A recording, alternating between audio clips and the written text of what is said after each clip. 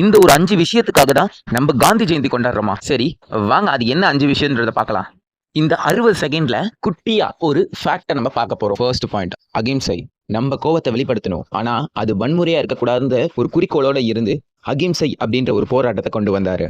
Second point சுதந்திரத்தின் நினைவுகள். நமக்கு சுதந்திரம் கிடைச்சதுக்கு முக்கிய காரணமே காந்தி போன்ற மனுஷங்களோட தியாகமும் பொறுமையும் தான். தேர்ட் பாயிண்ட் சமநிலை சமூகம். அவரோட காலத்துல அப்பவே இந்த சாதி, மதம், மொழி இந்த வேறுபாடுலாம் இல்லாம அதை ஒழிச்சு அனைவரும் சமம் அப்படின்ற ஒரு விஷயத்த கொண்டு வந்தாரு.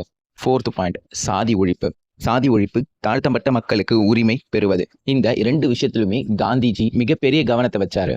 கடைசியாக எளிய முறை வாழ்க்கை. எளிய முறை வாழ்க்கையை நம்ம மனசுல விதைச்சு விட்டு போயிட்டார் காந்திஜி அப்படின்னு தான் சொல்லணும். இதுக்கு மிக முக்கியமான எடுத்துக்காட்டே வந்து நம்ம காந்திஜி அவர்கள் தான். அவர் என்னதான் காங்கிரஸ் கட்சியோட முக்கியமான தலைவராக இருந்தாலுமே அவர் எந்த ஒரு பேண்ட் ஷர்ட் அணியவில்லை. அவர் வந்து காஸ்ட்லியான பொருட்களை வந்து பயன்படுத்தினதும் கிடையாது இது வரைக்கும். அவர் வந்து வேஷ்டியில மட்டும்தான் இது வரைக்குமே இருந்திருக்காரு. அகிம்சை போராட்டத்திலுமே வேஷ்டியோட தான் இருந்திருக்காரு. அதனால இவர் வந்து ஒரு எளிமையான முறையை வந்து கடைபிடிச்சிருக்காரு. இந்த மாதிரி நம்மளும் எளிமையா இருக்கணும் அப்படின்றத இந்த ஒரு ஃபேக்ட், இந்த ஒரு அவரோட ஸ்டோரி மூலமா நான் உங்களுக்கு சொல்ல வரேன்.